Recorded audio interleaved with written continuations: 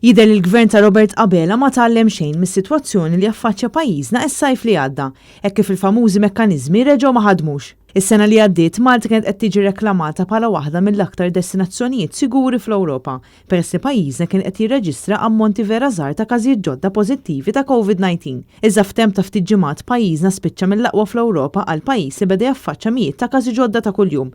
U minn dan kollu jidher li l-gvern ta' Robert Abela baqa' ma tallimx, alla volja ħeles minn Giulia Farrugia bħala Ministru tat-Turiżmu u kien daħħal il-Ministru Clayton Bartolo minfloka. Jidher li anke dan is-sajf Bartolo ddeċida li jerġa' jimxi fuq dawn il-famużi mekkaniżmi u pajjiżna qed jerġa' jgħaddi mill-istess sitwazzjoni li affaċċja s-sena li għaddiet. Provajna nsaqsu lill-eks Ministru tat-Turiżmu Giulia Portelli x'inhi r-raġuni għal l-Gvern ma tgħallem xejn u qed jibqa' jirrepeti l-istess żbalji.